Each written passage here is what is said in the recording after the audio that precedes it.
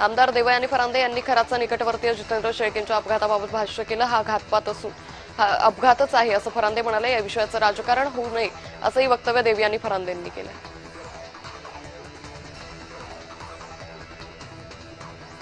जितेंद्र शेळकेंचं अपघाती निधन संशयास्पद असल्याचं सामाजिक कार्यकर्ता तृप्ती देसाई यांनी म्हटलं. साक्षीदारांना संपवण्याचा प्रयत्न सुरू असल्याचा संशय त्यांनी व्यक्त केलाय. शेळकेंसारख्या अनेक जणांचा बळी जाऊ शकतो असाही दावा तृप्ती देसाईंनी केला.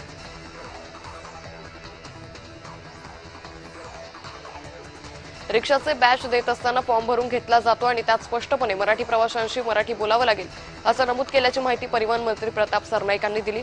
भाषिक वाद वगैरे काही निर्माण झालेला नाही असंही ते म्हणाले. कॉर्पोरेट जिहाद विरोधात हिंदुत्ववादी संघटनेकडून नवी मुंबईत निषेध आंदोलन करण्यात आलं. नाशिक इथं घडलेल्या कॉर्पोरेट जिहादच्या विरोधात घोषणा देण्यात आल्या. आरोपींवर कठोर कारवाईची मागणी करणारं निवेदनही कोकण आयुक्तांना देण्यात आलं.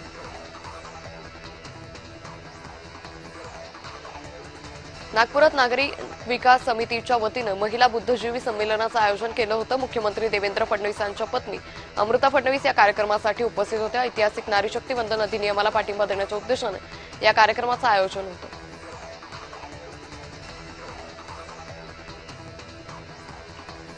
पनवेलमधील रॉयल स्टॅग लाईव्ह कॉन्सर्टला विरोध होतोय. भाजप नगरसेविका मनाली ठाकूर यांनी पोलिसांना पत्र दिले.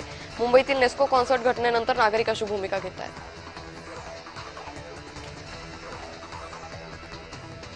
कामठी इथल्या ITIला शहीद हेमंत करकरेंचं नाव देण्याची घोषणा कौशल्य विकास मंत्री मंगल प्रभात लोढांनी दिली. विद्यार्थ्यांमध्ये देशभक्ती आणि कर्तव्यनिष्ठेची प्रेरणा जागृत होण्यासाठी हा निर्णय घेतल्याचं लोढांनी सांगितलं. मुंबईतील नेस्को कॉन्सर्ट घटनेनंतर पनवेलमधील कॉन्सर्टला नागरिकांनी विरोध केलाय. पनवेलमधील कळंबोली इथं 25 एप्रिलला रॉयल स्टॅग लाईव्ह कॉन्सर्ट होणार आहे. नगरसेविका मनाली ठाकूर यांनी पोलिसांना पत्र देत विरोध केलाय.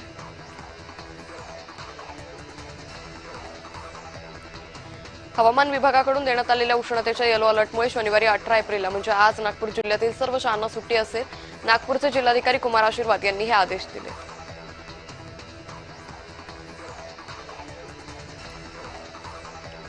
छत्रपती संभाजीनगरमध्ये रामनगर चौकात महापालिकेच्या कचरा ट्रकनं दुचाकीस्वाराला चिरडल्याची धक्कादायक घटना घडली. या अपघातात 21 वर्षीय विशाल नागरे याचा उपचारादरम्यान मृत्यू झाला. या प्रकरणी मुकुंदवाडी पोलीस ठाण्यात चालकाविरुद्ध गुन्हा दाखल केला आहे.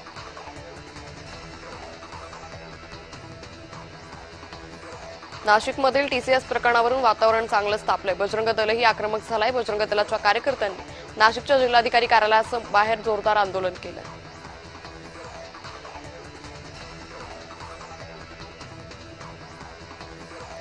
अहिल्यानगर शहरातील तोफखाना परिसरातील महानगरपालिकेच्या जागेवर साठलेल्या कचऱ्याच्या ढिगाऱ्याला भीषण आग लागली. ही आग नेमकी कशानं लागली याची सखोल चौकशी करून कचऱ्याची कायमस्वरूपी विल्हेवाट लावण्याची मागणी नागरिकांनी प्रशासनाकडे केली आहे.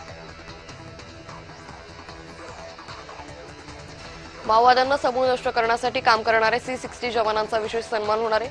गडचिरोली आणि गोंदिया जिल्ह्यातील C60 पथकातील जवानांना विशेष पदकानं सन्मानित करण्याचा निर्णय राज्य सरकारनं घेतला आहे.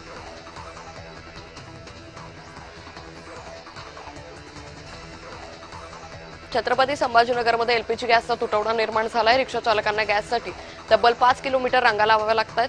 61 रुपये किलो असलेला गॅस आता थेट 120 रुपयांपर्यंत पोहोचलाय.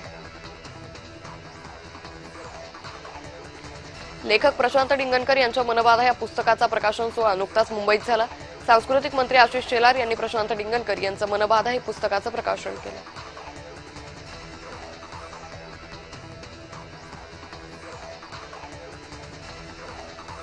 मुंबई पालिका मुख्यालय परिसरात वाहतूक पोलिसांनी नो पार्किंगमध्ये उभ्या असलेल्या गाड्यांवर कारवाई केली. यात किमान 20 नगरसेवकांच्या वाहनांना दंड ठोठावण्यात आला. कारवाईमुळे स्वतंत्र पार्किंगची मागणी पुन्हा जोर धरू लागली.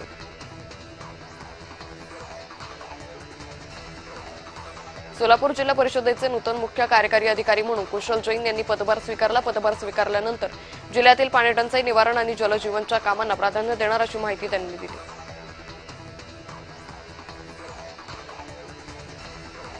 नागपुरात विधी विद्यापीठाचे 2 विद्यार्थी अपघातात ठार झाले. मृतांपैकी एक न्यायाधीशांचा तर दुसरा वकिलांचा मुलगा होता. वर्धा मार्गावर अपघातानंतर वेळीच मदत न मिळाल्यानं मृत्यू झाल्याची शक्यता आहे.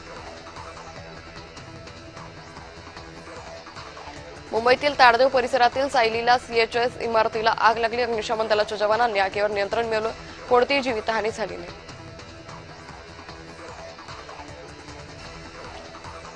ठाणे ते आसनगाव लोकलमध्ये महिलांचा राडा आणि मारहाण झाली. गर्दीत बाजूला हो बोलण्यावरून हा राडा झाला. व्हिडिओ सोशल मीडियावर व्हायरल झाला.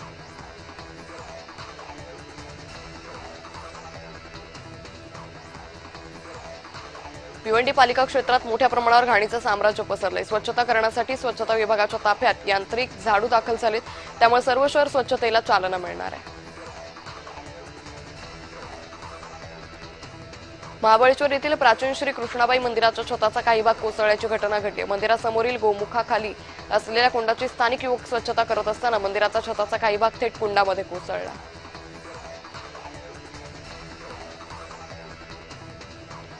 राज्यातील 17 लाख सरकारी निमसरकारी शिक्षक शिक्षकेतर कर्मचारी संपावर जाणार आहेत. सुधारित राष्ट्रीय निवृत्तीवेतन योजना अंमलबजावणी त्वरित लागू करा. इतर 17 मागण्यांसाठी हा संप पुकारला गेला.